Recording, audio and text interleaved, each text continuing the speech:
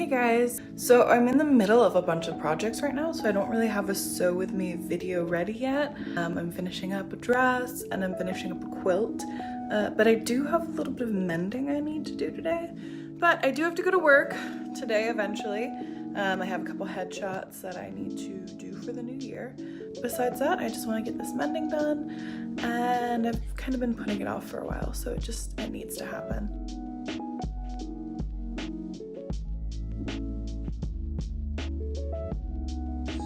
So here's the holes. It's classic thick girl thigh problems. I do this to every pair of jeans eventually. And honestly, I've thrown them out before, but I decided to try to fix them. So I'll take some canvas. I try to find some thread that kind of matches the same color as my denim. And I picked the lighter one for this just because the crotch and thigh area was already kind of worn out anyways. So basically you just want to cut a piece of canvas or denim, a heavier fabric, to fit the hole and some extra. You can always trim it down later. I cut a little bit bigger than I needed. Then you are going to pin the patch fabric to the inside of your jeans. Put a couple pins down, really anchor it because we are going to kind of be moving around quite a lot with the needle.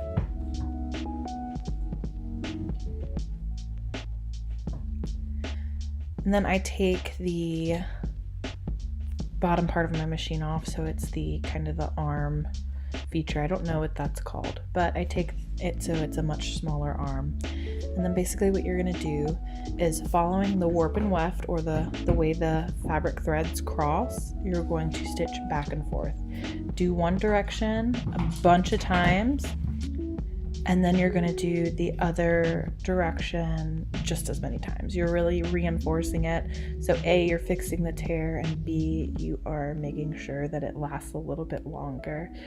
It will feel a bit stiff after you first sew it, but it should soften up after a couple washes.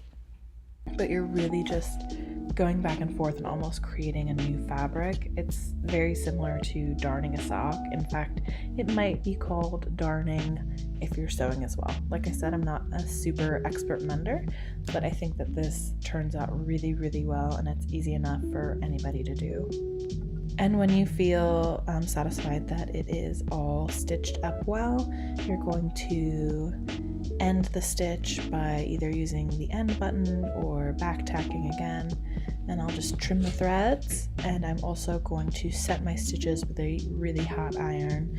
I don't know if it makes that big of a difference, but I always feel like it does when I press. And you can already see that's the side that had the big hole in it. It still looks worn. It's not quite an invisible mending job, but chances are, if your thighs are touching and creating these holes to begin with, that you can't really see your thighs right there when you wear your jeans.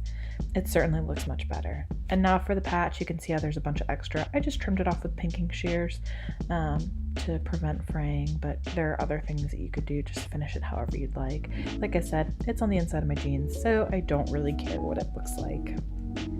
But the outside actually looks pretty good, if I do say so myself, especially since there was a big hole that I could put my finger through there a couple minutes ago. And like I said, nobody's gonna see it, and I mean, some people pay big money for distressed jeans, so thick girl thigh problem solved. So I got my mending done. It's just a classic, like, thick thigh problem.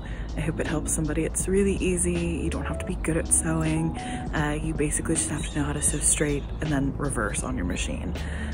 You can use any fabric, really. Back it up. Denim's probably best, but I used canvas. But I've got to go to work and quit sewing. And then later today, I need to take down the Christmas tree. I'll give you guys a little sneak peek of my quilt that I'm working on, and you'll see a vlog soon from Christmas. I hope everybody had a wonderful Christmas, and I cannot wait to show you what else I've been working on. Like, comment, subscribe. I love hearing what you guys think, and I will reply to your comment. All right, thanks. See you later. And it's funny that I'm doing a quilt right after all my complaining about hating quilts, but I don't know if I hate them anymore, guys. Is that how it happens? Like, you hate doing something and then you actually like it?